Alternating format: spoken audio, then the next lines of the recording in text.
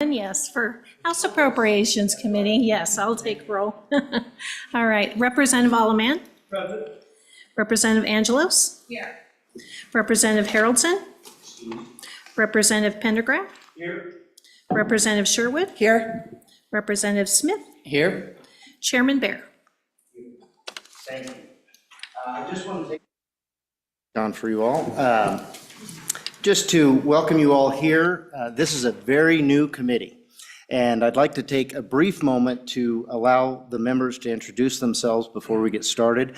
We are on a very tight schedule. We have taken the capital construction for the general purposes of the government and for school construction off of the budget. So in those two bills, we'd like to have those fairly well prepared for the body by the end of this week. So we are going to be working feverishly as a committee to get that done. But I want to take a few moments just to introduce my members to the public. So if I could start down at that end with Representative Alamand, just to cut you eating lunch, sorry, but just to introduce yourself to the people of Wyoming now that you're on the committee. But I would like each member to share one interesting thing about yourselves, as well as why you're extremely excited to be on this committee. I'm Bill Alaman from House District 58, which is northern Natrona County, Midwest Edgerton, bar none, Vista West, North Casper, and around the airport. When I was asked to be on this committee, I was scared to death. Now, I'm still scared, but he couldn't run me off of it. And that's the only interesting thing about me. Thank you. I'm Representative Scott Smith from Lingle, Wyoming, represent the southern part of Goshen County. Little bit of background, I do bookkeeping for small business, and so accounts payable, accounts receivable, all speak to me quite nicely. Interesting fact about myself is I put myself through college doing balloon twisting. And so think of all those amazing twisting animals. That's what I've done since I was in middle school.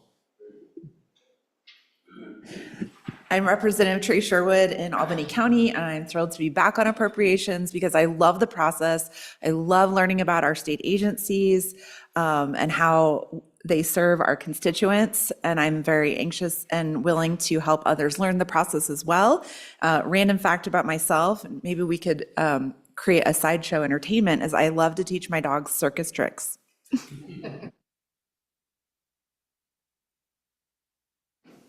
Welcome, everybody. I'm Abby Angelos. I am from House District 3, so the southern and western part of Campbell County. Majority of the coal mines are in my district, if that puts a dot on a map. I'm excited to be here. When I was asked to be on this committee, I was like, you guys do know I drive a 10-year-old minivan, right? Like, I don't know if the state's prepared.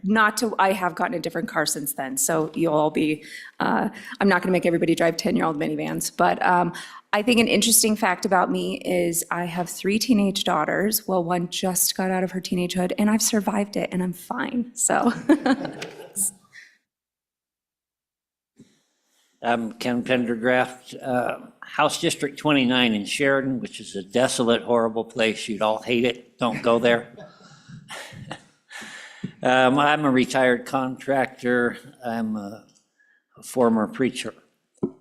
I have the same wife for 43 years, who is, I think, up for sainthood, and 10 grandchildren, all of whom know me.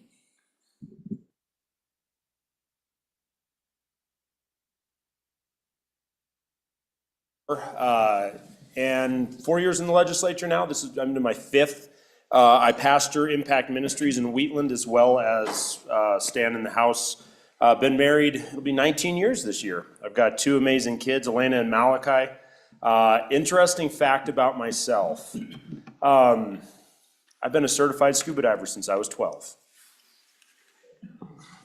And I'll share some things about me because I'm also new here. Representative John Bear from House District 31. And I enjoy long-range shooting and competition that's very physically demanding. So I know my body doesn't show that, but give me some grace there. While we're talking about grace, I do want to talk a little bit about the way we want to run this committee. Mr. Richards said, well, you know, I know that several members are from the military, and so we'll be fairly strict in how we do things. Yeah, probably so. It'll probably be a little bit different than what you saw from my predecessor. By the way, I really appreciate his efforts over the last 12 years on this committee, and I will be referring to him for much advice over the next couple of years. But we will run a little bit tighter ship. As far as bringing amendments, I understand in the past it was pretty easy to get an amendment brought to the committee. I will ask that if you are bringing amendments, you would bring those through one of the members so that they can present that amendment to the body. I also would say, as far as decorum, everything runs through the chair, and we are not here, for my members, I want you to understand, we're not here to debate these issues. We want to get as much information into our noggins as possible and then be able to make an informed decision. I think this is probably one of the easiest committees probably to run as far as decorum is concerned, but I just want everybody to know, no whoop whoop, none of that here, not going to happen here. But besides that, I really look forward to this. I am excited as the chair of the House Appropriations Committee and co-chair of the Joint Appropriations Committee because this is really what the House of Representatives and the legislature as a whole is really about, controlling the spending of the state. And this is an opportunity for this body to have a real informed opportunity to direct the state in what I believe is going to be a great direction and a great future. So with that, Don, I'll hand it over to you so we can start going through the K through 12 construction bill. Members of the House Appropriation Committee, K-12 school facilities appears in Agency 27 of your budget, hard copy and electronic copy. Pursuant to the rules that you approved this morning, the governor's rec does not require a second. So the first unit for your consideration appears on page 19, Unit 1208, Construction Projects. And I would also offer that during the verbal testimony of the committee, there was a request by the State Construction Department to reduce this amount by $16,102,128 due to updated estimates for the Campbell County construction.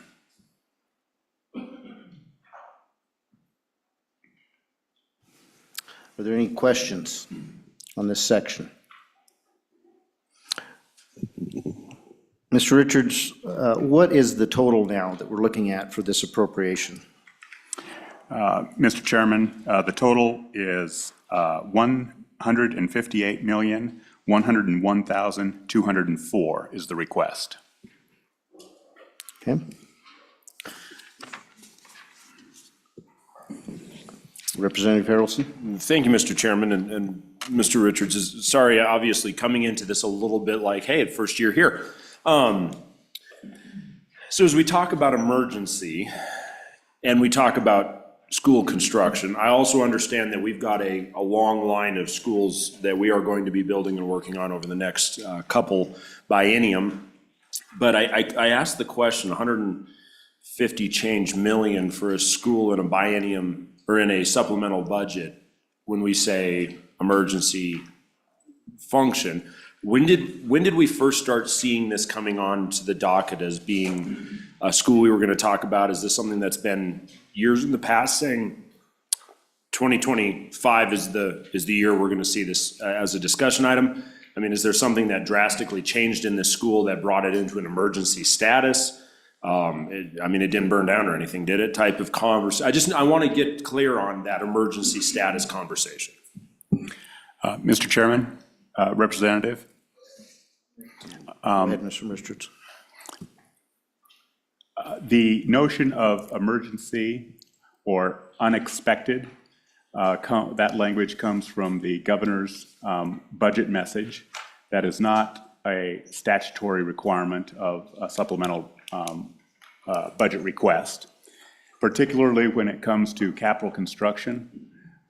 These projects, I think almost all of them before you are a considerable time, year, maybe several years, depending on the project, in preparation. That preparation might be at the school district level. Some of them at the state, for example, have completed their level 1 and level 2 design and engineering, and now are being requested for physical bricks and mortar construction.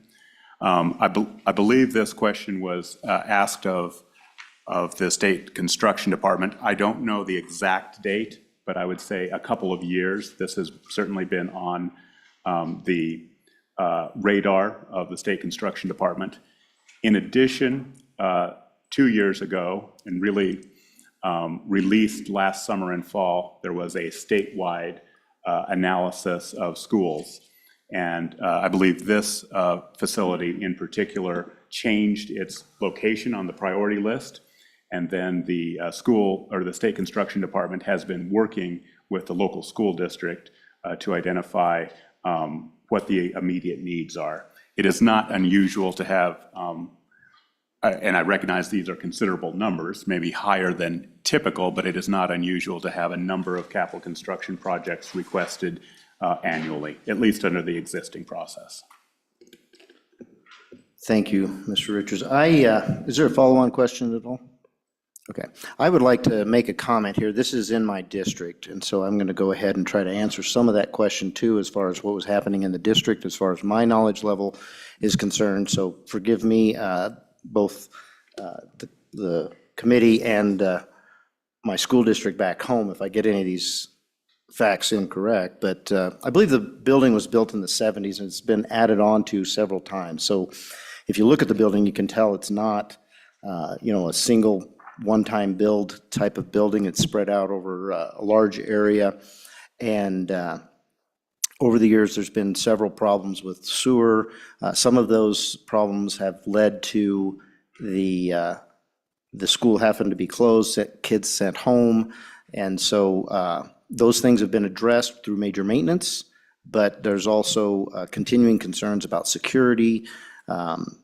And the plan that is developed here now thus far into the construction stage is that this particular building that I'm describing would be torn down after a building is built next door in the location of the football field.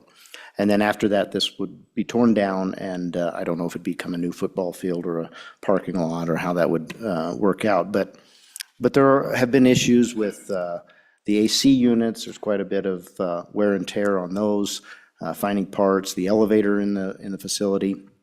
They are keeping things held together, and it's working now. They did pretty extensive work on that sewer system, and so they're not having quite the problems they were before. But the age of this building makes it difficult to both secure and to heat, and there's several things like that. So I think this is the fourth Mercer report that this particular facility has gone under, and all the previous ones suggested remodel. The most recent one suggests that there will be savings for the state if we rebuild the building. But there will be a substantial loss of square footage in the time that this particular building has been in use. We've built another school there in Campbell County, and so the student count doesn't warrant as large of a school as what we have now. So there would be a reduction in size. So if there's anybody that would like to testify to any more details than what I just shared, that's what that is. The Mercer report in and of itself says that the best use at this point would be to replace the building. So with that, Don, are we going to go ahead and do a voice vote to keep these things on the bill before we move on? Is that how we're going to do this? Mr. Chairman, we are prepared to take a roll call vote on each of those. Okay. If you'd like, as I indicated, the chair would normally say governor's rec on this page, page 19, and then open it up for potential amendment up or down. Okay. So, go ahead. Thank you, Mr. Chairman. I heard about 4 Mercer reports. I heard about a change in priority.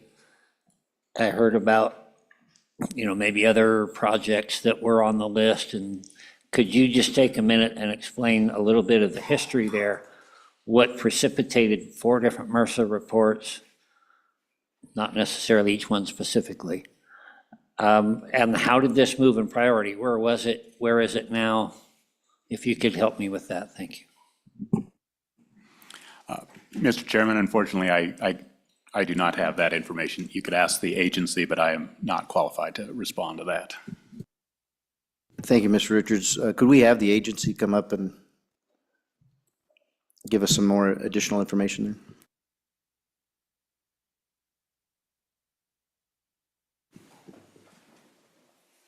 And please forgive me, I'm new and I'm not great with names, but if you could state your name and your agency as well, just for my edification, and we'll try to be better the next time around.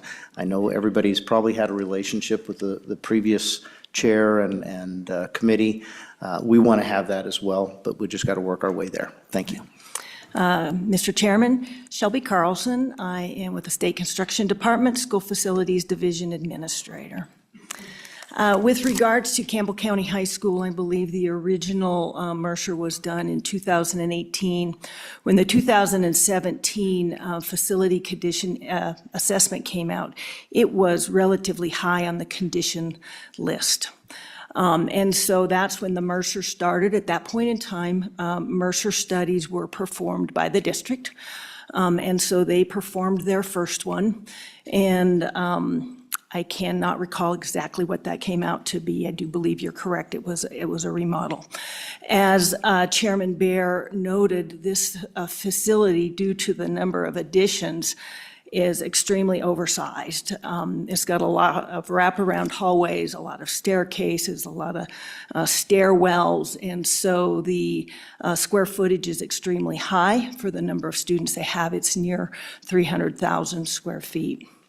So then they updated that Mercer about 2 years later, and it came back, and that one did have a replacement, and I believe it was to be on the football field.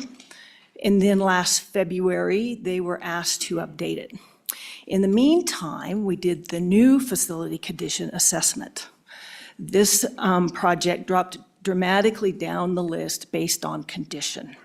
And it dropped out of that level of value 0.3 that would drive a Mercer study and to be considered for capacity. I believe the big driver behind that is that square footage of 300,000 square feet. And the cost per square foot has escalated so much in the past years that it dropped that FCI score down. So the design funding was appropriated last year, a little over $7 million.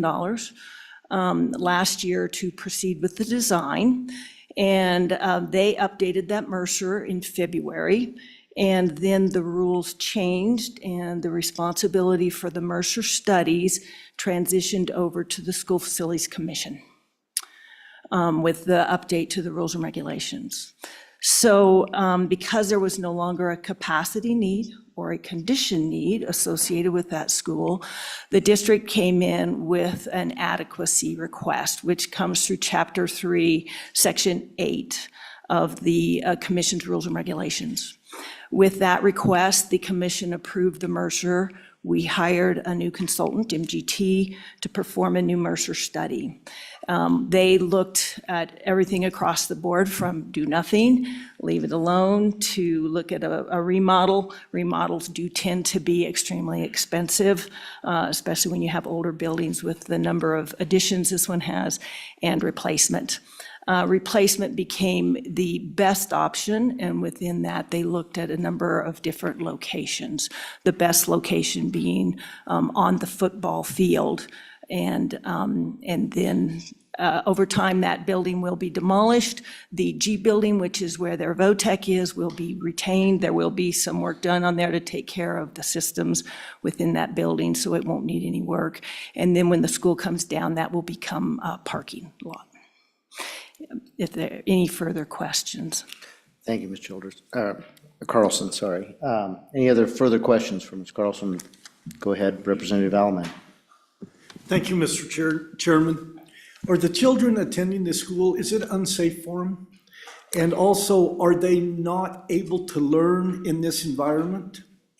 Thank you. Mr. Chairman, Campbell County is certainly hitting their educational numbers. I mean, they're a successful school. With regards to security, they have had a number of issues. There are 60 exterior doors on this school. The director and I went and visited them last March, and they toured us through the facility. With those 60 schools, just about a week before we were there, they'd had a student let another student in one of the back doors with a weapon. And they caught that in time and diffused that problem. But they do have issues because of the number of exterior doors. In addition, they lack adequate security fencing because of the layout of the building and where the G building and where the parking is and where the football field is. It's a very hard school to put a good security barrier around and security fencing. So that will be a part of this new project. Go ahead, Representative Alman. Thank you, Mr. Chairman. Since the school is way oversized, could we just remodel part of it and just leave the other part set at the time being? Mr. Chairman, the consultant did look at that option of keeping a portion of it, and in the end, it just didn't turn out to be the most cost-effective remedy. Thank you. Representative Harrelson. Thank you, Mr. Chairman. Ms. Carlson, thank you for being here and explaining that. It's good to get that background. I guess the question, so you already said that obviously we've done, I would assume, engineer and architect work. We've kind of laid some of the groundwork up to this build. At this point, $150 million or $150 million change dollars for it, what is the need for the next year to keep this project moving in the right direction? And at the same time, is it 150, was it 158 million, I think is what, if I remember right? Is it 158 million, or is there something, because I don't want to see us go backwards and lose something, but at the same time, as we sit here and look at supplemental budgets, that's kind of one of those, that's not really what I was thinking right off. And so can you talk about maybe this idea that keep the project moving, let's get it into our budget and get it funded into our next biennium? Can you talk to that idea? You bet. Mr. Chairman, so the first thing I'd like to point out is that this construction request is actually for 2 facilities. So it includes the Campbell County High School, and it also includes the Campbell County Transportation Facility. So the last legislative session appropriated funding for the design of Campbell County High School. And that amount of money is not adequate to complete that entire design. So within this budget, there is additional funding of a little over $3 million. It's about $3.5 million of that will go towards design. A lot of that is associated with soft costs that adjoin with the construction, but included in that is the abatement study to determine what kind of asbestos abatement is needed, so that is a part of that. They would like to get moving. I mean, ideally, we would like to see this construction and the design complete so that they could go to bid, as early as next spring.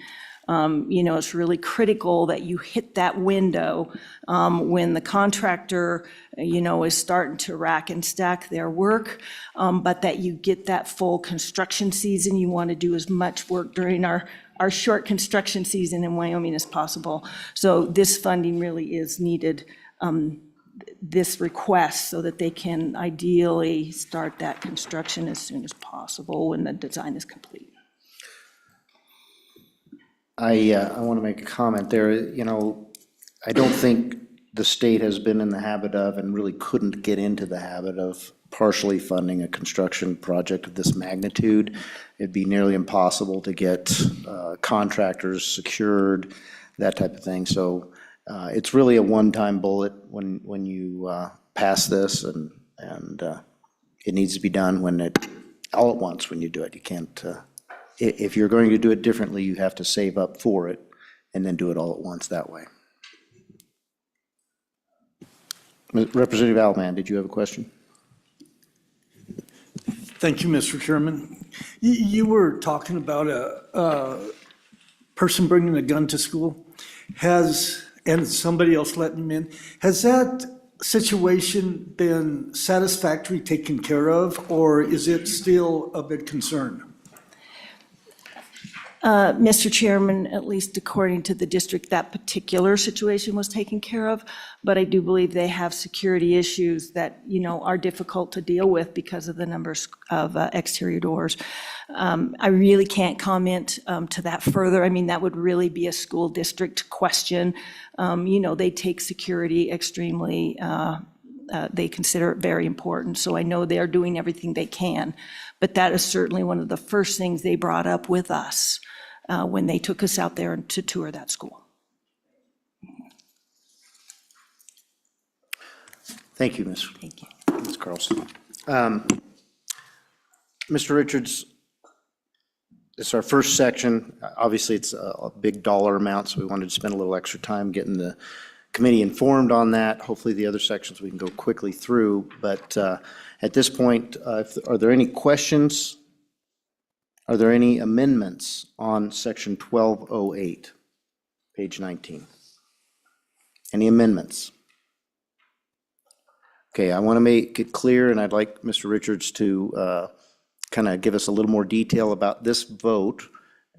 Ms. Childress will be taking the vote in a moment, but I want everybody to understand this vote is only whether this particular line item is included in the bill. We will have a final vote when we're done getting through all of the particular units.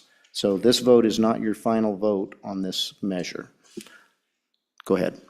Mr. Chairman, I would reiterate my prior comment and offer for the committee's consideration an amendment would be in order to reduce this amount by $16,102,128 so that you can use the most recent estimate. Otherwise, the amount printed on page 19 in full, the 174, will appear in the bill, absent that amendment. So, okay, and seconded. I have the motion as described by Mr. Richards, is moved by Vice Chair Pendergraph and seconded by Representative Smith. All in favor of that motion to reduce the amount of item 1208 by the aforementioned adjustment? Respond with aye. Aye. All opposed? And that carries. And now we're ready to go ahead and vote on the particular item before we move on to the next unit. So this is Unit 1208, dealing with Campbell County High School. Ms. Childers, would you please take the roll? Roll call vote on Agency 27, Unit 1208, as amended. Representative Allemand? No. Representative Angelos? Aye. Representative Haroldson? No. Representative Pendergraph? No. Representative Sherwood? Aye. Representative Smith? No. Chairman Bear? Aye. Mr. Chairman, 3 ayes, 4 noes. Thank you. Let's move on to the next section, Mr. Richards. The next unit for your consideration actually appears on page 21 and again was discussed verbally in the agency budget hearing. I'm reading on page 20, the second line of narrative. The State Construction Department is requesting language to allow for the expenditure of previously appropriated inflationary funds that have not yet been utilized, and that those funds remain available for use on projects included in this supplemental request and future approved projects. I believe there is approximately $13 million that could be available for inflationary costs associated with this budget and future budgets. Are there any questions? Any amendments?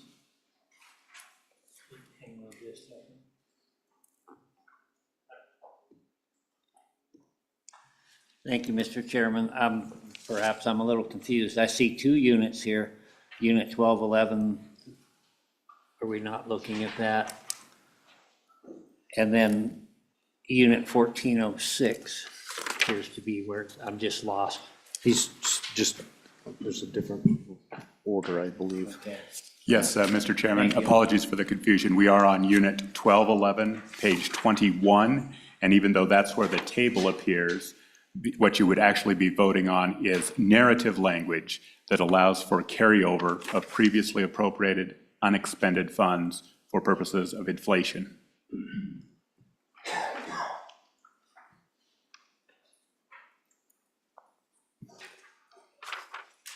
Any other questions? All right, we'll go ahead and take the roll. Okay, roll call vote, Agency 27, Unit 1211. Representative Alleman. No. Representative Angelos. Aye. Representative Haroldson. Aye. Representative Pendergraft. Aye. Representative Sherwood. Aye. Representative Smith. Aye. Chairman Bear. Aye. Mr. Chairman, 6 aye, 1 no. Okay. Ms. Richards, please move us to the next section. The next item for your consideration appears on page 23. This is Unit 1406, and this relates to contingency unanticipated costs. In light of your no vote on the Campbell County project, it seems that the committee may wish to hold this in abeyance until you finish the rest of your motions and then return to it and substitute a number, I'm just offering an option, substitute a number of 6% multiplied by whatever projects you do approve. Most of this is actually associated with the project that was just not approved. So we will. Let's move on. Mr. Chairman, the next item for your consideration appears on page 26, Unit 1407, Demolition Projects.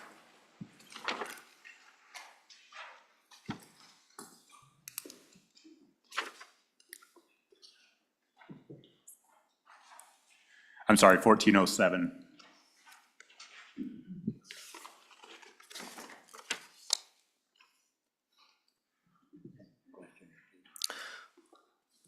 Go ahead.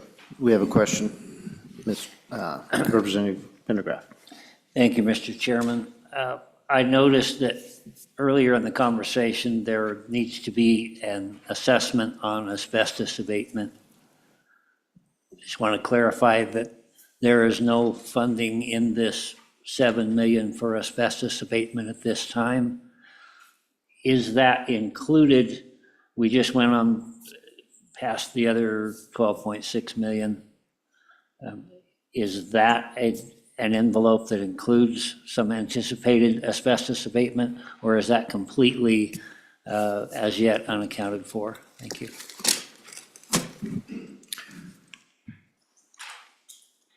Ms. Carlson.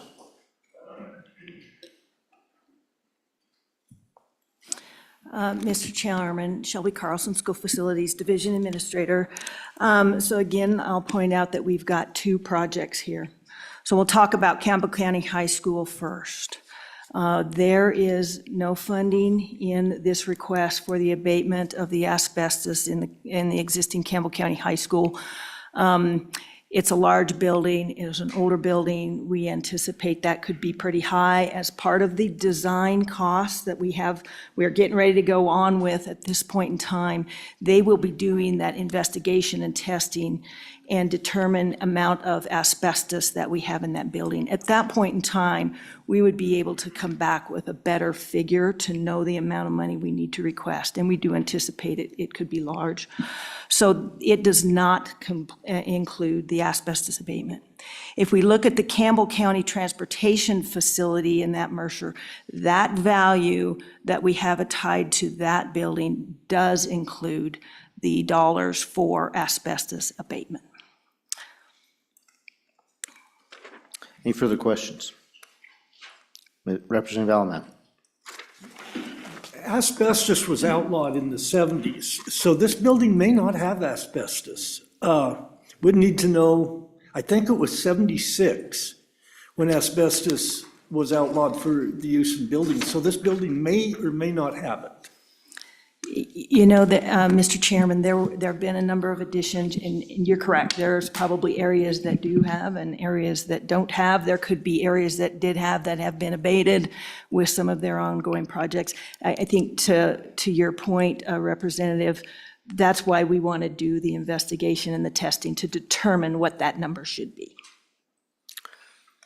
Representative Pendergraph. Thank you, Mr. Chairman.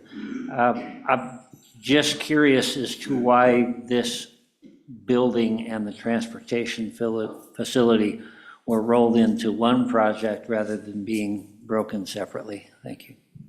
Mr. Chairman, they are not. They are two separate projects. They just happen to both be on the demolition line, but there are two separate projects there. Representative Harrelson. Thank you, Mr. Chairman. Ms. Carlson. So obviously, as we decided not to move forward with the funding of that project completely, we're not demoing this project now. So the money in this demo line, is that just to continue to go for that conversation? Or do you see what I'm saying? Or are we going to set aside the demo money in advance for when the build does happen? Just can you bring some clarification on that? And also, I want to go back to something you mentioned. The original funding that you had for the planning portion wasn't enough, you said. And so this project, be it non-funded, what does it look like to get it to the point where it's ready for that funding with a plan, with an asbestos? I mean, because we need to know what we're dealing with as far as lead paint, asbestos, all of that stuff. What could get us to that point? Can you speak to that, please? Mr. Chairman, so with regards to your first question, if we don't move forward the construction, then obviously they're going to remain in that facility until such time as it is replaced. So that demo money would not be needed at this point in time. The demo money for the transportation facility certainly still would be needed. With regards to your second question, we would likely still need some additional money to finish the design and finish the abatement testing and investigation. I'd have to do some looking and breakdown of those numbers to know exactly what we feel we are short. I know overall it's $3.5 million. There may be some of those costs that could be delayed associated with construction.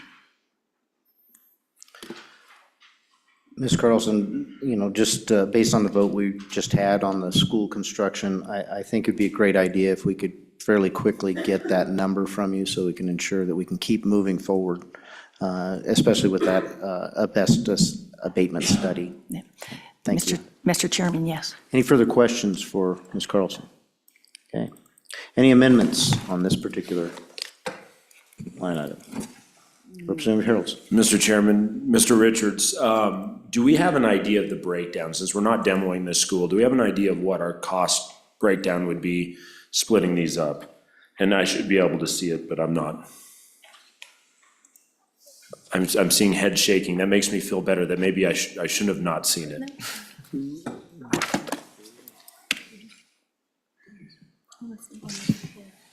Thank you. For the high school, the amount is $6,314,828, and the balance related to the transportation facility is $941,720. Follow up? Go ahead. Thank you, Mr. Chairman. So, Mr. Richards, so you're saying that 941,720 would be what we would need to seek for funding for the demolition of the transportation center? Is that correct?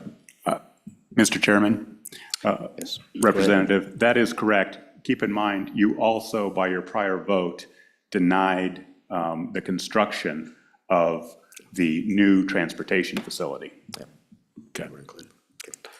So, Go ahead. Any other questions? All right, any motions for an amendment? All right, seeing none, Ms. Childress, would you please call the roll? Roll call vote, Agency 27, Unit 1407, Representative Alleman? No. Representative Angelos? Aye. Representative Haroldson? no. Representative Pendergraft? No. Representative Sherwood? Aye. Representative Smith? No. Chairman Bear? No. Mr. Chairman, 2 aye and 5 no. Okay. Mr. Chairman, the next unit for your consideration appears on page 29, Unit 1411. This is titled Component Projects. And if you wanted to scroll back on pages 27 and 28, each of those projects listed would be contained in here. And just a note, with an aye vote on this, items number 16 and 17 on page 28, that's the West Elementary School roof in Platte School District Number 1 and Sheridan School District Number 2 Sagebrush Elementary School roof, would be included as options for expenditure, but they are not included in the total cost. So if they have extra funds, those schools would be the next eligible. Thank you, Mr. Richards. Any questions? Go ahead, Representative Pendergraft. Thank you, Mr. Chairman. I guess I would like a little bit of background on how these are prioritized. I see, for example, item number 6 is a dust collector.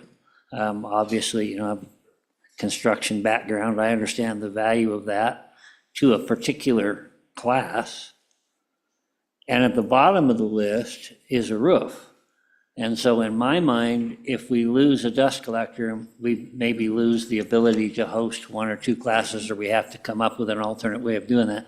But if we lose a roof, we lose the whole school. So if somebody could just help me out a little bit with how these priorities are made, does it have to do with first come, first served? Does it have to do with essential components? That would help me, thank you. Go ahead, Ms. Carlson. Mr. Chairman, so component projects are basically like an extension of major maintenance funding. So in order to be considered, they have to meet all the criteria for a major maintenance project, meaning it's to repair, replace, or upgrade existing systems within the school that need work. So what we did to prioritize these, we looked at educational facilities only. Our final number is based on educational facilities only. We looked at a number of options, landed on educational facilities only, and we looked at systems that would shut down a school, and/or in this particular case, it would shut down a class if that system were to fail. How we prioritized was we looked at the most recent facility condition assessment.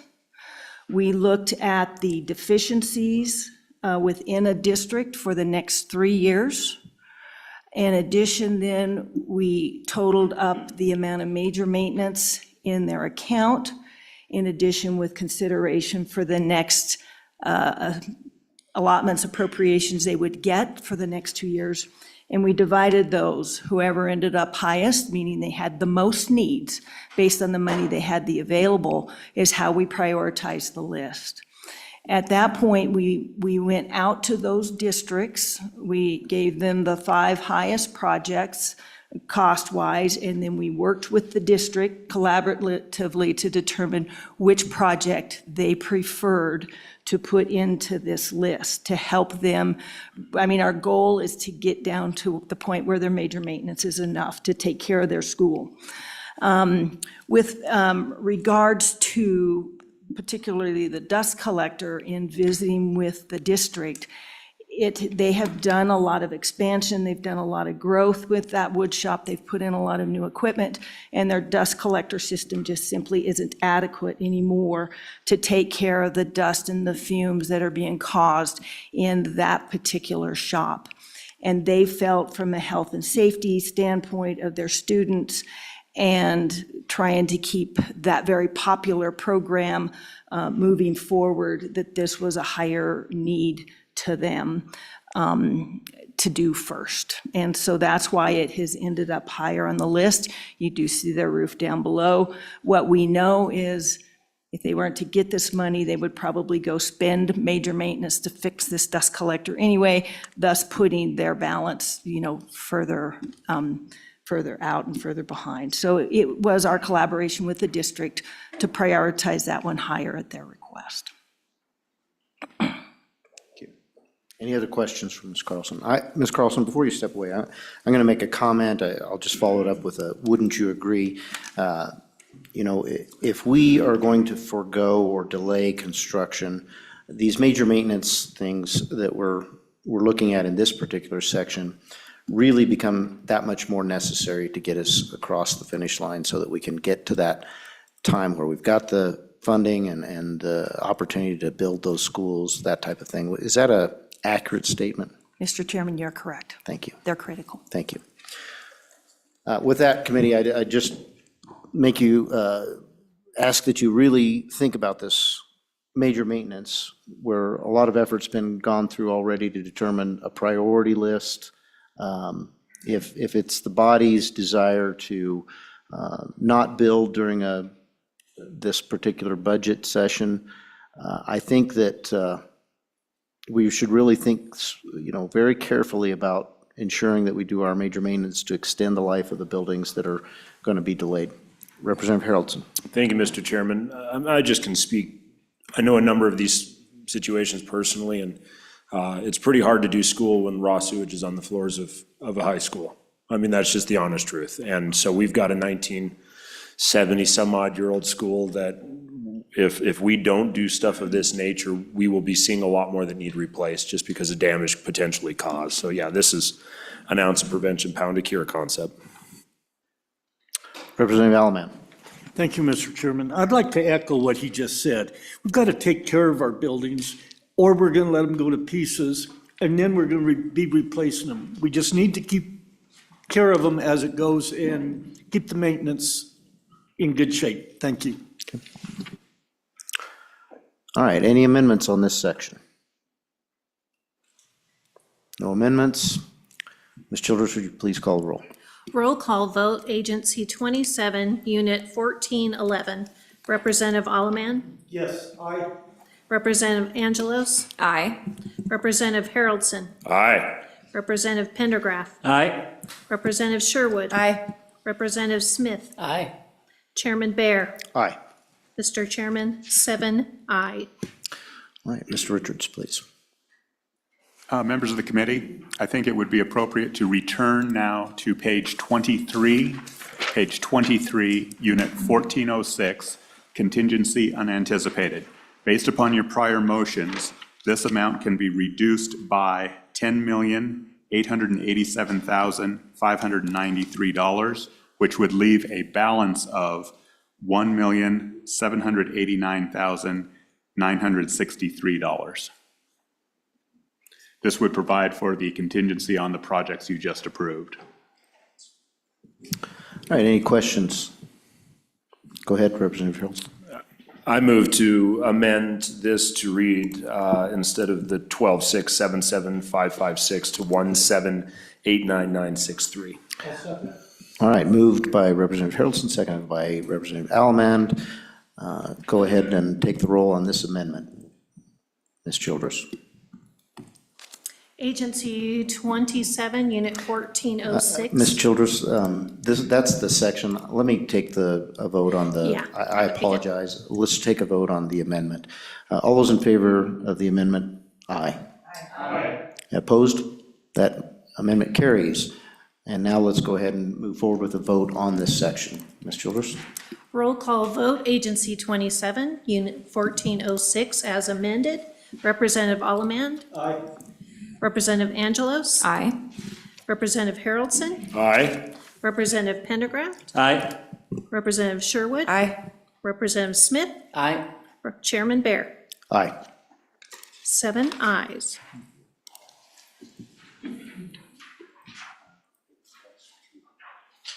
Go ahead. Mr. Chairman, have a few more. The next unit for your consideration appears on page 31, titled Major Maintenance. It's Unit 1501. This, the committee has a choice on. Traditionally, this has been included in the supplemental budget, Major Maintenance, Section 027 within the table. You could remove that and include it in your standalone bill. If that is the case, it would be not in a table, but it would be a narrative appropriation to add to the appropriations previously approved in the 2024 session. So it can go in this bill or the supplemental budget bill, your choice. Any comments from the committee? Go ahead, Representative Haroldson. Thank you, Mr. Chairman. Maybe more of a question for Mr. Richards. You said either or, but let me ask this question. Maybe there isn't a right way or a wrong way, but maybe there's a cleaner way. And I'm hearing just from what you said, maybe in the supplemental budget as a line item instead of as a narrative. Could you speak to that, please? Mr. Chairman, Representative Haroldson, the tradition certainly has been always included in the table, not in the standalone bill. That I have never seen it in a standalone bill, but it is an option. Okay. Any motions? All right. I think we're going to leave it right here where it's at in this particular bill. And along those lines, I'd like to make a comment.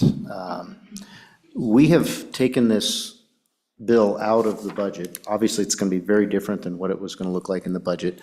But what I would like this committee to understand and the public to also be cognizant of is capital construction for schools had been in the budget in the past. So when looking at the amount that the state spends on capital construction for schools, K through 12, if this becomes a significant bill on the floor, if we're able to get it to the floor and it becomes a significant bill, it will be in a different place. So to understand the spending on K through 12 for this biennium, you'd have to look at the budget that was passed last March, and you'd also have to look at what bill we pass at this time. So there's going to be two different locations. So looking at historical spending is going to be different, the method that we've chosen to do here. I really feel like this is a little more transparent, just so that everybody understands why we did this, so that we could vote on these particular things and get them out there for the body. Obviously, it's going to be a little different, but I think there'll be some motions on the floor, some amendments on the floor to try to change that, so we'll get it out as quickly as we can. Mr. Richards, go ahead. Mr. Chairman, members of the committee, I have one more item that was raised during the agency discussion. And the agency presented that there is a project in Afton, specifically the transportation facility in Afton. It has been concluded, and there is a total of $10,443,041 that could be reverted. You could do that in one of two ways. Way one is do nothing, and the agency will revert that at the appropriate time. Option two is you could affirmatively include that in a section of the bill that would put $10 million on page 4 of the profile for your ending balance. So it's. Okay. Mr. Dell, did you have a comment?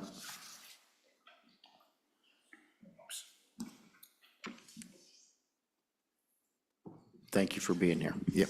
Thank you, Mr. Chairman. I'm Delbert McComey. I'm the Director for the State Construction Department. Just a clarification on what Mr. Richards talked about there. The project has not been concluded. The Mercer study was concluded, and so we're getting ready to go out to contract. I would prefer that you leave that money in place until the contract is done and we know what the bid is. And then at that point, our intent as the department would be to return those funds shortly after that, make sure we have enough money for it to go out. History with projects is typically what happens on all these CapCon construction type of projects is that once the project is bid, then it's finished and completed, then we turn that money back. In this case, knowing that there's a significant difference in what was allotted in the last year's budget versus what the Mercer study came out with and what the district and the commission agreed to, I felt it was important to point out to the Joint Appropriations Committee that we would do that much sooner than we typically would once that project is bid. Thank you for that, Director McComey. So when do you anticipate that you'd wrap that up?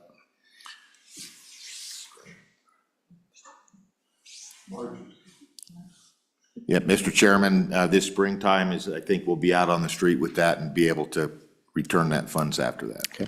Any questions for Director McComey? All right. Thank you, Mr. Chairman. Are there any motions? Representative Harrelson. Thank you, Mr. Chairman. Not a motion, but just a question again from Ms. Carlson. If we could, I mean, I know it's already been kind of stated, but I just want to reiterate it. If we could have a clear conversation about both the transportation facility as well as that school to make sure that any further action that needs to take place to set you guys up for being ready to go for a bid and a build. If you could get us that so that we can look at including that into future appropriations, I definitely would appreciate it. Representative Carlson, specifically, are you discussing Campbell County High School and Campbell County Bus Barn? That is correct. Okay. Thank you, Mr. Chairman. Mr. Ms. Chair. Carlson? Yes, we will pull that together as quickly as we can. Thank you. Thank you very much. Any other comments, amendments? Okay. We'll go ahead and take the roll call on this section. Ms. Childress. Roll call vote, Agency 27, Unit 1501, Representative Alamand. Aye. Representative Angelos. Aye. Representative Harrelson. Aye. Representative Pendergraft. Aye. Representative Sherwood. Aye. Representative Smith. Aye. Chairman Bear. Aye. Mr. Chairman, 7 ayes. Thank you. Mr. Chairman, just for a clarification, I'm interpreting that vote to be moving the major maintenance portion to the supplemental budget. Correct. Okay. Mr. Chairman, that concludes. Wait just a minute, Mr. Richards, just so I'm clear. Director McComey requested that we leave that reversion out there for them to use. I believe that's what we meant by that vote. Is that what you're describing? Thank you for the clarification. The clerk read Unit 1501, and that was major maintenance, so that was my confusion. Your Okay. explanation makes it perfectly clear. The money will remain, no problem. So the reversion from Afton's transportation facility would remain in the department so that they've got that money until March to finish up that project. Is that clear by the vote now? Okay, go on, Mr. Richards. Mr. Chairman, this concludes Agency 27. I believe there was potential amendments from the committee on this that for projects not included from the governor. Okay. Any This would be amendments to the bill at this time?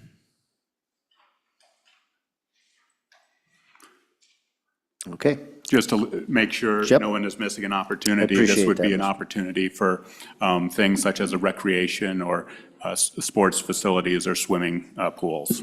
Okay. If not, we will draft the bill and you will receive a copy of that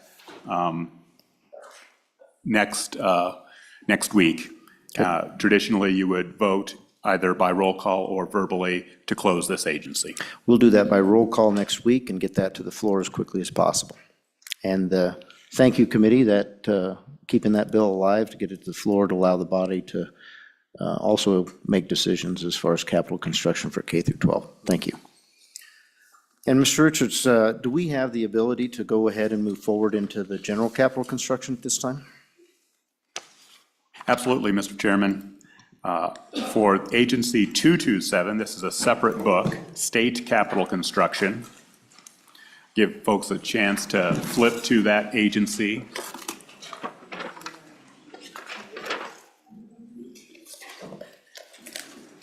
And I would note while you're flipping to that, these are among the two most complicated budgets for a couple of reasons. Number one, they had a number of adjustments that we had to bring to your attention. I think there are 5 total across all of the other agencies. So they had a disproportionate share of those. And additionally, there was some unique language associated with school capital construction. Thank you for your patience. The first unit for state capital construction appears on page 10 of Agency 227. It is Unit 8001 for Level 1, Level 2 bundled master plan studies in the amount of $712,000. Thank you, Ms. Richards. Are there any questions on Unit 8001, page 10?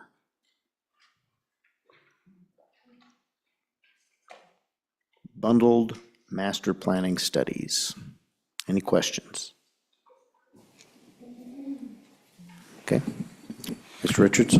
Before you take a vote, the governor, you will see on page 10, changed the funding source for all of his state capital construction.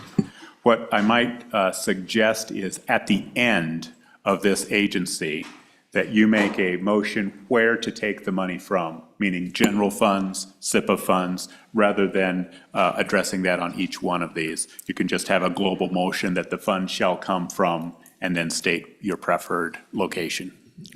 Okay, so everybody understands we're going to vote on whether we expend the funds or not, but if any expended funds are in any of the units, we will deal with the source of that funding at the end. Any questions? Okay, thank you for that suggestion, Mr. Richards. All right, with no questions, are there any amendments on section 8001? Ms. Childers, would you please take the vote? Roll call vote, Agency 227, Unit 8001, Representative Alleman. Aye. Representative Angelos. Aye. Representative Haroldson. Aye. Representative Pendergraft. Aye. Representative Sherwood. Aye. Representative Smith. Aye. Chairman Bear. Aye. Mr. Chairman, 7 ayes. Members of the committee, the next unit for your consideration appears on page 14, Unit 8011. This is the State Building Commission's Contingency Replenishment Request, $3.9 million. All right, committee, any questions? Go ahead, Representative Haroldson. Thank you, Mr. Chairman, and I hate to be the guy that keeps asking the questions, but, so obviously what contingency is obviously when something comes up that we weren't planning. That's how I read that. And so have we, and obviously we're replenishing an account that's been drained because things came up that weren't planned. Am I right in that statement? I'm getting heads. Perfect, Yep. thank you. And committee, don't feel shy about asking questions for any reason. We are new at this. We didn't get to sit through several meetings this last interim, so if we missed something in the brief time that we were able to have the agencies and Mr. Richards before us to answer these questions, that's what this is for. That's why we're going through it line by line. I know this isn't the normal process, but we're kind of trying to practice and get ourselves geared up for next week's work where we're working on the actual budget. So appreciate your patience out there. Go ahead, Mr. Richards. Any other comments on this? Okay, any amendments? Actually, go ahead, Representative Alleman. This is just kind of a question. Mr. Chairman, I'm sorry. Thank you, Mr. Chairman. This is just kind of a Question, are we looking at that we're going to need $4 million in the next year before our general budget comes out? Is that something that is kind of in the forecast? I'm just a little bit confused why we're looking at $4 million immediately. Thank you. Mr. Richards? Mr. Chairman, Representative Elmond, and certainly the agency can supplement my comments. This was set up over a decade ago as a source of revenue for the State Building Commission to do a number of things. And in the last year, I believe there was a purchase of two facilities, one here in Cheyenne and one in Riverton, that depleted this account. And there are oftentimes several months, maybe even a couple of years, where there is very limited expenditure from these funds, and it carries over and is available for opportunities that may arise. So it's quite possible that nothing arises in the next 9 months, but 2 years down the road, there might be. Follow up, please. Go ahead, Representative. Thank you. So what this money really does, if a good deal comes along, we grab it. Mr. Chairman, Representative, yes, and that's a good portion of it. There are other purposes for these funds. For example, there is emergency repairs that this can be used for. There is some level 1, level 2 studies that the department or the agency could use these funds on, only with the approval of the 5 statewide electeds, and then also property acquisition. All right. Any further questions on this section, 8011? Any amendments on section 8011? Seeing none, Ms. Childress, would you please take the vote on section 8011, minus the change in funding? Roll call vote on Agency 227, Unit 8011. Representative Allemand? Aye. Representative Angelos? Aye. Representative Haroldson? Aye. Representative Pendergraft? Aye. Representative Sherwood? Aye. Representative Smith? Aye. Chairman Bear? Aye. Mr. Chairman, 7 ayes. Thank you. Mr. Richards? Mr. Chairman, the next unit for your consideration appears on page 18, Unit 8021. This is Agriculture Silver Arena Enclosement. The governor has denied the request, so an aye vote would maintain this appropriation at 0. Thank you for that clarification. Any comments on this section? All right. Any amendments to this section? Ms. Childress, would you please take the roll call on section 8021, unit 8021? Roll call vote, Agency 227, Unit 8021. Representative Allemand? Aye. Representative Angelos? Aye. Representative Haroldson? Aye. Representative Pendergraft? Aye. Representative Sherwood? Aye. Representative Smith? Aye. Chairman Bear? Aye. Mr. Chairman, 7 ayes. Thank you. Go ahead, Mr. Richards. Mr. Chairman, the next unit for your consideration appears on page 22. It's Unit 8031, and this is for the Attorney General's Law Enforcement Academy Emergency Vehicle Operations Complex. This unit, in addition to the next one, which is also at the Law Enforcement Academy, during the presentation by the agency, they requested, if you approve this, they would like the authority to use a portion of the funds for an AWEC position in Douglas during this process. They already have the AWEC position itself. They would just authorize the use of a potential portion of the funds if you approve this. Thank you for that clarification, Mr. Richards. Any questions on section 8031? Go ahead, Vice Chair Pendergraft. Thank you, Mr. Chairman. Just for clarification, looking at this chart, my version shows in column 6, I guess he's just changing the fund that it's taken out of is all that he's doing there. Clarification is all, thanks. Go ahead, Mr. Richards. Mr. Chairman, Representative, that's correct. He elected to change the source of funding from general funds to S13, which is SIPA, throughout this. Okay. Any further questions? Go ahead. Thank you. If you could indulge me just a little bit, we've talked about this a little bit before, but a little clarification. Go ahead, Mr. Hibbert. Mr. Chairman, In the profile, there's a few different revenue sources that flow into the SIPA that you control naturally. That puts money into the SIPA so that we can unconfuse the whole SIPA and the capital construction budget. We recommended to make a general fund transfer for the difference that we needed, that we were short in the SIPA, and have all the accounting take place in the SIPA because you still have all these revenues flowing into the SIPA. So that's why we're making a recommendation just to simplify this. As long as you have revenue flowing into the SIPA, we'll just keep going through the SIPA for paying for capital constructions. And then we have the reporting convenience as well. We know where to go to look for expenditures. Mr. Hibbard, on this subject, I believe the governor is also requesting a transfer from the LISRA into the BRA account and then into the SIPA. Is that accurate? Mr. Chairman, I believe it'd be more accurate to say that the governor is asking for us to take LISRA into the general fund and then general funds into the SIPA. But Okay. that's The other checking account. Yeah, right. that's how we did it. Yeah. Okay, But thank it's all the same, really, in the tail end of the story. Okay. Any further questions? All right, any amendments to section 8031, law enforcement driving facility? Seeing none. Mr. Chairman. Go ahead. If I could back to our commission again on this. Obviously, we have two asks here, the course, the actual driving course, and then we have the second aspect, which is the shooting range.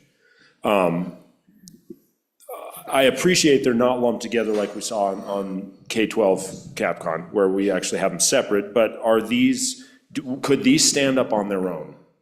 Or is it one of those things where they lock together? You need one, if you get one, you need the other. If you don't get one, you couldn't have the other. Could you explain that to me, please? Thank you. Please introduce yourself. Mr. Chairman, Suzanne Norton. I am the administrator for the Construction Management Division in the State Construction Department, and in that role, I serve as the secretary to the State Building Commission. Thank you. Go ahead, Ms. Norton. Mr. Chairman, Representative Haroldson, these two projects they can be separated. The EVO is the agency's priority ahead of the firearm ranges. The EVO has a fairly temporary repair in place that's keeping that area from falling into the North Platte River Basin. And it's the number one priority to get that moved to be a suitable location. And there is a new location that has been approved for locating that. And then if the second project, and I'm not sure if you want to move that far yet. Let's hold off since they are separate. We'll Okay. probably call you up for questions on that. But I have a question about this, since you mentioned the issue that they're having right now with the North Platte eating away at that facility. This request would cover the new location and the construction. Is that accurate? Mr. Chairman, yes, it is. It's not acquisition of the new location, but it is building it in the new location. Okay, so we already own the new location. Those funds have been obligated through the State Building Commission. Very good, thank you. All right, any further questions? Go ahead, Representative Smith. Have they looked into I'm sorry, Mr. Chairman, thank you. Have they looked into other options of other resources that the state already has where they could do this type of training? So for instance, like Highway Patrol does their training here in Cheyenne, and they commute to Guernsey and use the airport there when available. Mr. Chairman, Representative Smith, it is part of statute that when the level 1 and 2 studies are conducted, that the studies do collaborate with all other agencies within our knowledge base so that we can try to find those types of efficiencies. These are full-time classes, day after day after day, that don't have that type of ability to locate somewhere else. And also of note is that The statute requires this law enforcement academy to exist in Converse County. So, Ms. Norton, you said that was statute that requires that? Mr. Chairman, It's yes. not in the Constitution, okay. Further questions for the agency? Go ahead, Representative Elman. Thank you, Mr. Chairman. Thank you very much for being here. And is this something that we got to attend to right away? Is this an emergency? Mr. Chairman, Go ahead. Representative Allemand, I would say that the repair to the existing location is stable for 2 or 3 years. I would note that most construction projects we work on for years before they come to you. And this one was proposed last year, which puts us another year behind in remedying that asphalt patch that's there now. It is fairly urgent.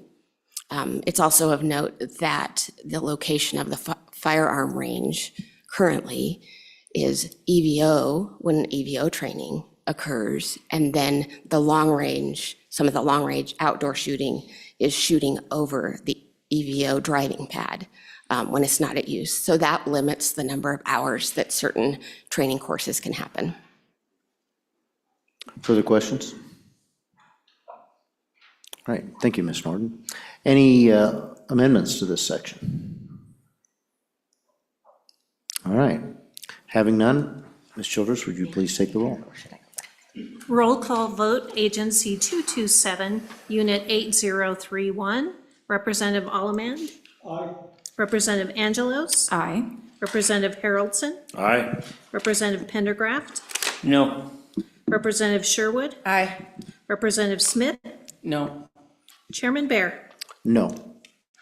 Mr. Chairman, 4 ayes, 3 noes. Thank you. Mr. Richards, go ahead. Mr. Chairman, and maybe you'll have a chance on the next one. It wasn't clear to me whether or not the authorization for the AWEC is approved or not approved, meaning no change in money, but can they use a portion of that or not? I heard no amendment, so I will assume no unless corrected. I'll open that section back up to ask that question one more time about whether there are any amendments for the AWEC. No, none. So, Thank you. on without the AWEC. Mr. Chairman, your next unit for your consideration appears on page 27. It's Unit 8041. This also appears at the Attorney General's Law Enforcement Academy, and this is for a firearm range level 3. That means construction. All right. Ms. Norton, while we had you up here, when we had testimony before, we weren't real sure about the number of lanes. Can you answer that question today? I believe the previous lanes, just for the committee's sake, was 12, and the ask for this construction really is predicated on the academy needing to get more people through their classes. So there's 12 lanes there currently. Ms. Norton. Mr. Chairman, there are currently 12 indoor 25-yard lanes and 20 lane 50-yard gun range. Okay, so just to be clear, we'd be moving from 12 lanes to 20 lanes. Mr. Chairman, I'm so sorry. I'm sorry? There's an indoor range and an outdoor range. Okay. Okay. Go ahead. Try to describe that a little better if you could, please. I will, I apologize, Mr. Chairman. The existing indoor is 12 lanes, 25 yards long. The existing outdoor is 20 lanes, and it's 50 yards. For efficient training of students, the programmatic needs are a 50-yard, 100-yard, and 300-yard gun ranges. You may not have this answer, Ms. Norton. I'm sorry to interrupt you again, but you did mention earlier that there's a conflict with the driving range with the long-range shooting. So we do have long-range shooting capability now. Your description was what they desire, right, for the indoor and outdoor at those various ranges. So go, if you know the answer, what are the current facilities, indoor, outdoor, short-range, long-range? The current indoor is 12 lanes. 25 yards, okay. 25 yards. The current outdoor is 20 lanes, At 25 yards 50 yards. or 50 yards, okay. And that does not include the long-range stuff. We probably don't know right now what the There's long. 20 lanes. 20, no, I'm talking at the 300, and then I think the other one was 600 yards.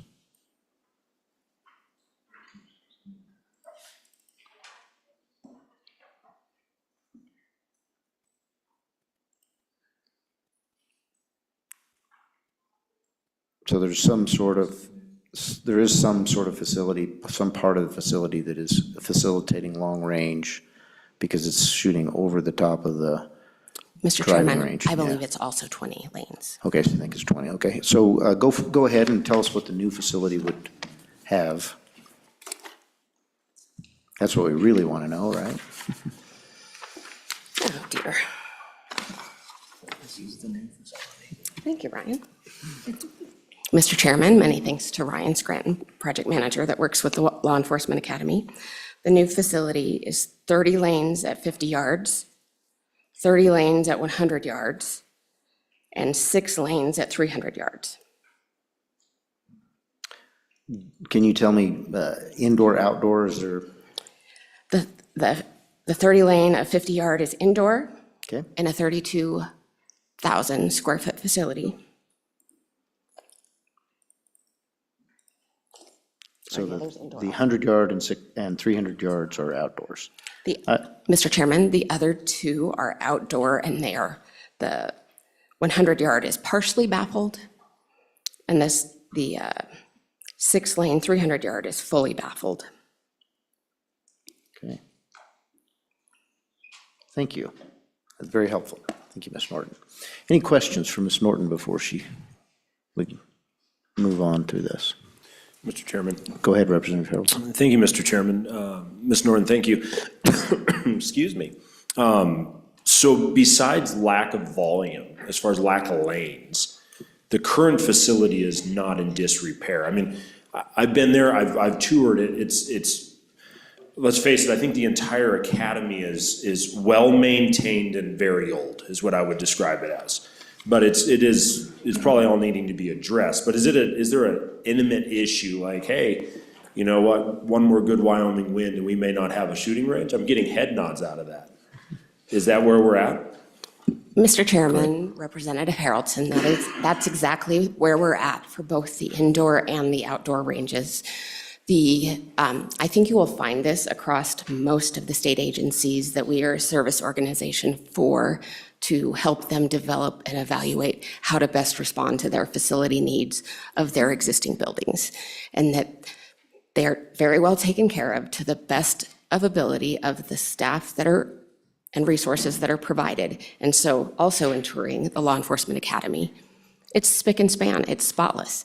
However, the indoor lanes, for example, have shooting equipment, like a system of the target goes, it comes back, that is obsolete. It's original to the building in 1984. We can't get parts for it any longer. And so they're struggling. It's also a stationary shooting where there isn't any other tactical training that you can do with it. Same for the outdoor range. That equipment is also at its end of life, past end of life, and the agency, may, if this doesn't move forward, the strategy that we might be able to assist them with is recommending that pieces and parts or part of systems be repaired with major maintenance funding, with if a new facility is ever approved, that then that equipment would move to the new facility. Vice Chair Pendergraft. Thank you, Mr. Chairman. Do we know how long, if we were to approve this, how long would it take to finish this project so that it will actually go into service? Go ahead, Mr. Chair. Mr. Chairman, I believe that the design, should this be approved, is ready to get started. We may be looking at a design period of, to put it out to bid in the spring of 2026, perhaps earlier. And then depending on the facilities and the things that need to fall into place and any potential, long lead items and so on, potentially a year. So 2027. Further question, follow up? So it's a pretty quick turnaround, relatively speaking. Mr. Chairman, Representative Pendergraph, where this is in large part not complicated structures and quite a lot of outdoor work, I think it could be, but of course, the outdoor work is also subject to our construction duration with weather. So it's not a 5-year project by any means. And I think it's safe to say that you've already put a lot of work in it to get it to this point too. So the turnaround is quick now, but overall, from the beginning of requesting of the project, it's taken some time to get here. Mr. Chairman, yes, this first came to the State Building Commission in a different version in 2020. 2020, okay, go ahead, Vice Chair. Last question, I promise. I've got to be blunt, that price tag seems exceptional to me, and I've been on shooting ranges on 3 continents. Could you perhaps enlighten me just a little bit on some of the amenities there that are responsible for this price tag? Thank you. Go ahead. Mr. Chairman, Representative Pendergraph, I have not studied the cost estimates and the project estimates in detail myself. They are included in the level 1 and 2 reports that would be in the folders that we just recently shared with staff, that you yourself can dig into those details that should be in those reports. But one thing I would always emphasize with our construction budget requests is it's not just the construction that's involved. It's design, it's materials testing, it's earthwork, it's there are projects that I've completed here while working for Construction Management Division that have had 73 contracts just for one project. So,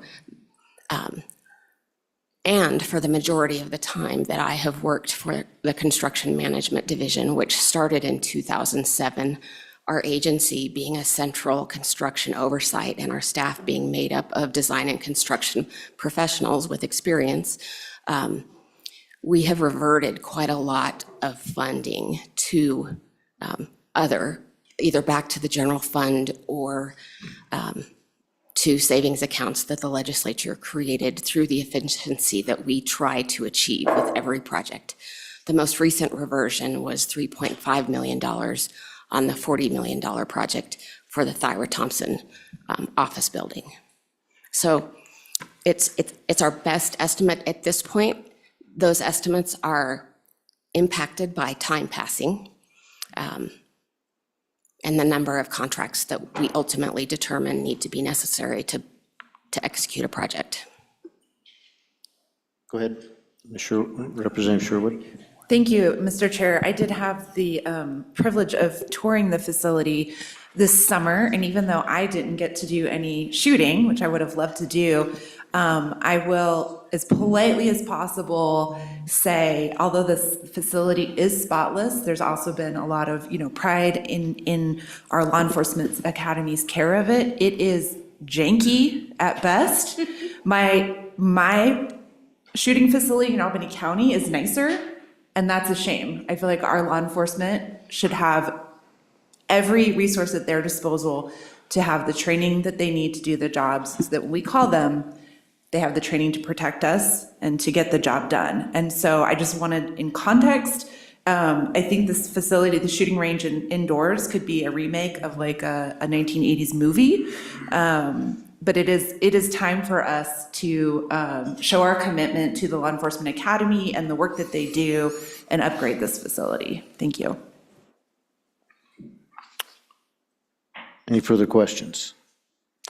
Ms. Norton, at this price tag, we're getting a complete new building, correct? And is there any demolition of the old shooting range, or is it already, what's going to happen to the old shooting range in this project? Mr. Chairman, I would envision that at some point, the State Building Commission is required to work towards having a 25-year real property master plan. And so should this move forward, there may be a near-term purpose for the indoor range to allow for more classroom space or training space. So that may be a small renovation that would happen. The outdoor, I would believe there wouldn't be that much reclamation for those fields to, just cease to function, and not much cost in getting them to do so. What was that? You asked about the building. You're building a new building, correct, Ms. Norton? Mr. Chairman, yes, there would be a new facility, indoor facility that I think I said was 32,000 square feet. That's right, you did. Ms. Norton, what would the location, does that location of that new building impact the current driving range? Mr. Chairman, it does not. Okay, thank you. All right. Any further questions? All right, thank you, Ms. Norton. Any amendments to this section? 8041. Seeing no amendments, are you ready to vote? Ms. Childress, please call the roll. Roll call vote on Agency 227, Unit 8041. Representative Alleman? No. Representative Angelos? Aye. Representative Haroldson? Aye.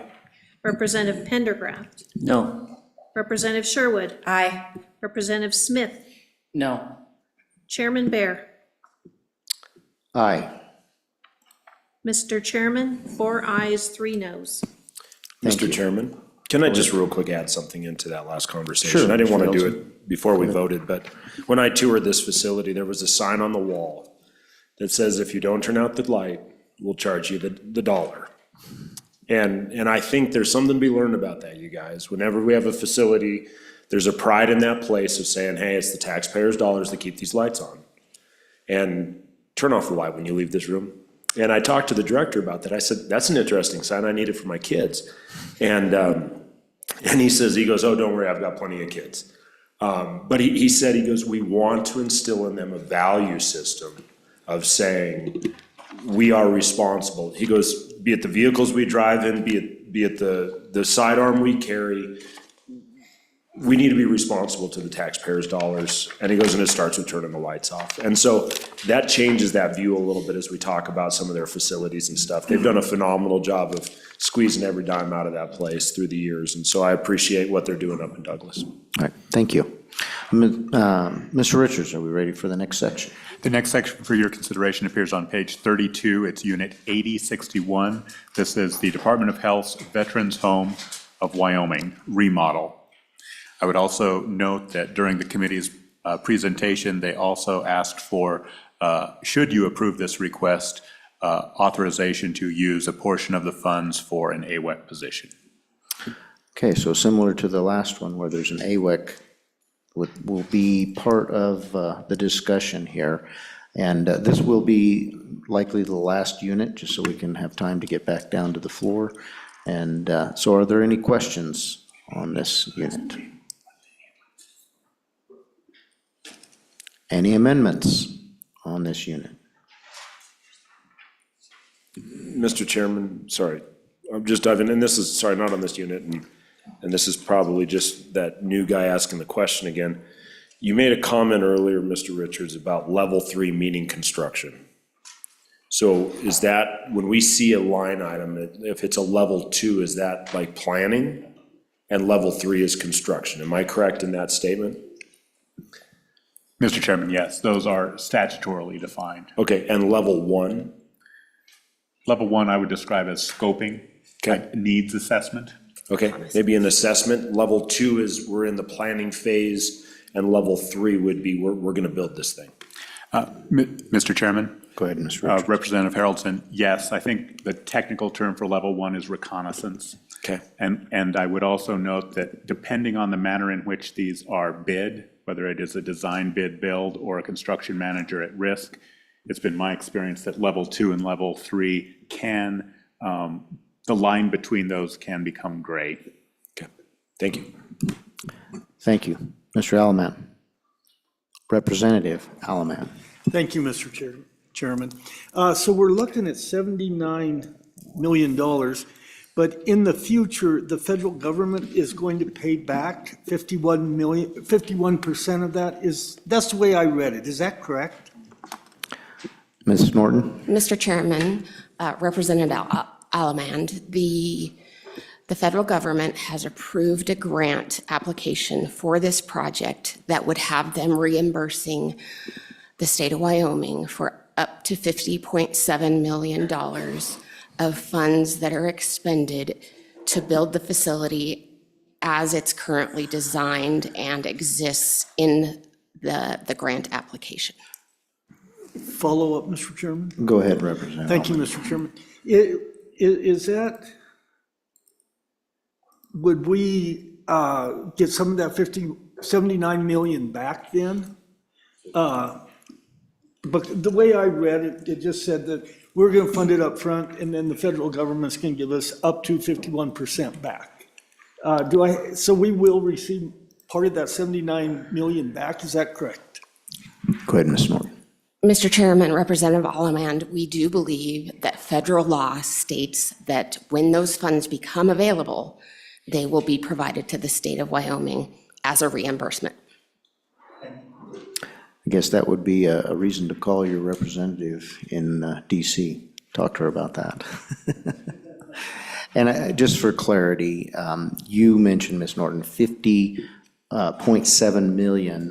The good representative was saying 51%, but it's actually a set dollar amount of 50.7 million. Is that correct? Mr. Chairman, Representative Alamand, I think it might be very close to the same. Right? Yes. Okay. All right. So there is a percentage out there, but it turned out to be 50.7. So if that were true, then at one point we had a $100 million estimate for this. Mr. Chairman. I think, Mr. McComey, if you could come forward. Sorry, Ms. Norton. Thank you, Mr. Chairman. Dale McComey, Director, State Construction Department. This particular ask has come before the Joint Appropriations a couple of times and it's been postponed. And my staff can correct me, but I think it originally in the application, it was like a 65% payback. Okay. And that's where the percentage was. Now the percentage is down to about 51% because construction costs are increasing and the amount the feds are going to put in is fixed at that $51.7 million. So I think, and the reason they're close right now is overall, there's already a trough of money put aside to help fund this. So I think the total project is not to exceed like 103 million or something. So 100 million, your percentage, that's why those two mirror each other by coincidence, I guess is what I'm trying to say. Okay. The longer we wait, we get the fixed amount, construction costs go up, and so there's more that the state will end up paying of that percentage. So the percentage will get smaller the longer we wait. Thank you. Mr. Hibbard, you had something to add?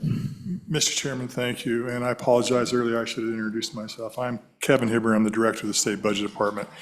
The statistics that you're looking for are on page 30 of the budget. It's the third to the last paragraph, and it ends with the statistic $50,765,000 of federal funds. But that rolls this conversation up in detail for you. Thank you. Mr. Richards, Director McComey just mentioned that there's been some money set aside prior to this. Could you elaborate on that? Go ahead, Director.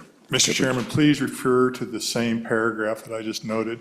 And if you'd like to, I could read it for the committee.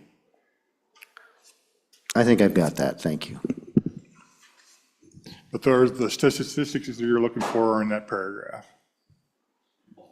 2022. So in 2022, we set aside that additional money. Thank you. That's what I was looking for. All right, any further questions on this section? Any amendments to this section? I want to make a comment before we vote. This has been delayed before, and obviously the longer we wait, the more the state portion will be because the federal portion is fixed, but we are going to go ahead and expend money if we pass this that will be reimbursed, as Representative Alman brought up, by the federal government, but we don't know when. So we're either going to go ahead and move forward with this and get it done now in an effort to save overall dollars, but depending on when we get that refund back or that payment, that grant from the federal government, it could be a while. So, all right, with that, Ms. Norton, go ahead. Mr. Chairman, thank you for the pleasure. I did want to point out when you asked for amendments, one thing that we did not discuss and mentioned earlier is, for example, the $3.5 million reversion on the Thyra Thompson office building. That savings and efficiency of that project was due in large part to us having an unfunded AWAC position that allowed us to hire a Casper resident to be on site full-time, to be boots on the ground, be coordinating between, making sure communications are tied up tight. And it makes quite a lot more sense to have that person working directly for our agency than it does to hire a consultant. 1% of the project usually. So really, use of those AWAC positions is in the best interest of supervising potentially complicated construction projects. Very good point, Ms. Norton. Thank you for adding that. So I had forgotten about the AWAC position that was requested for this. Now you've had an explanation of what that AWAC position would be for. Representative Harrelson. Thank you, Mr. Chairman. So as we talk about that AWAC position, would that be for the life of the project and then that terminates? Or would that go on and roll itself in? I'm getting head shakes, so I think we're good. I got the answer. I just wanted to make sure. So this would basically be in essence on-site project manager or project help as they walk through these projects through. Okay. And I believe if I heard Ms. Norton correctly, go ahead and come on up, Director McComey. That 1% expenditure for that AWAC would theoretically reduce our expenditure by 9 additional percent, 10% total. Go ahead, Mr. McComey. Thank you, Mr. Chairman. So a point of clarification, yes, that AWAC funding and that person are tied to that project. We generally try and keep them on through the warranty time period because we're going back and looking at what's going on and trying to work with the contractor and get that done. So it's not necessarily the day they open the doors and it's going. So we keep them around because they are there from start to finish on that project and kind of have the history. The AWAC positions, we actually have 3 of those that were granted last year in the legislature. So those are part of my table of organization. We just don't have funding for them, and we ask for it that way so that in the future when a project, big complicated project like this comes up, as Administrator Norton mentioned, that we can assign somebody there full time, because my staff handles many different projects, so they might not even be there during a particular week on those projects, so it's best to have somebody boots on the ground overseeing that. Thank you, Mr. McComey. Go ahead, Representative Harrelson. Thank you, Mr. Chairman. So as we're talking about a veterans home, but we just got done making a race car track and a shooting range. And we didn't do that. We didn't do an amendment, we didn't give that option, and now we're hearing 9%. And so, and I'll respectfully kind of exert myself here. That's information we need when you make those asks. I need that from you guys. Hey, this is what we've seen, this is what it is, because of where we're coming in without the knowledge. So we need you to help us get up to speed on that stuff. So, because we don't want it to be a situation where, because we've seen a lot of, we just need more people, we need more people. Well, why do we need more people? And thank you for explaining that very clearly now. It gives us a good insight. But it's something that we definitely, if we can work that way and let this go across all of our agencies, as we work forward, giving us the ability to have those knowledge points, it's definitely gonna help us in our decision making. Mr. Chairman, certainly appreciate that. I guess if you give me a little bit of leeway to talk about kind of the history of this. So on these larger complicated projects, we have hired consultants to do that. Sometimes we get the A-team, sometimes we don't get the A-team. They do not work for us. We have to go back to the consultant and say, hey, this isn't working out, we need somebody else. We're not the ones that vet the person they put on, the consultant is. So it takes us a while to figure out whether they're worth the dollars we're spending and what's happening on the job. So we moved towards these AWAC, unfunded AWAC positions, so we can vet that and make sure that we're getting the right employee to take care of these projects. Thank you, Director McCormick. Follow up? Okay. All right, we're going to have to wrap this up quickly. I think I went a unit beyond where I said I was going to go, but maybe a little bit more work done. Any amendments? Go ahead, Representative Sherwood. Thank you, Mr. Chairman. I would like to add the allowance of an AWAC to serve as an owner's rep on this project. All right, second. I have a motion to add an AWAC. Seconded by Representative Pendergraft. All those in favor of adding an AWAC for this project, represent aye. Aye. All those opposed? Okay, that's carried. Mr. Richards, if you'd add that amendment, and now I'd like to move on to vote on this unit so we can get back down to the session. So as amended, Ms. Childress, would you please take the roll? Roll call vote for Agency 227, Unit 8061, as amended. Representative Alleman? Aye. Representative Angelos? Aye. Representative Haroldson? No. Representative Pendergraft? Aye. Representative Sherwood? Aye. Representative Smith? Aye. Chairman Bear? Aye. Mr. Chairman, 6 ayes, 1 no. Thank you, and with that, Mr. Chairman, can I go ahead. real quick do one more piece of business here? Go ahead. I would like to, and then maybe I'm going into uncharted territories, can we open up Unit 8041 again for an amendment? I'm going to say we're not going to open that up at this time. We can discuss it during our walk down to the session, but at this time, I'd like to go ahead and wrap up, and we'll come back to our lunch. Or, I'm sorry, we're at lunch. I forgot that I didn't get any. We'll come back at our meeting upon adjournment, and we can discuss that at that time. Thank you very much. Mr. Richards, do you have anything additional to keep us from closing up? All right, thank you, everyone. We'll be on recess until upon adjournment. We'll be back here. Thank you.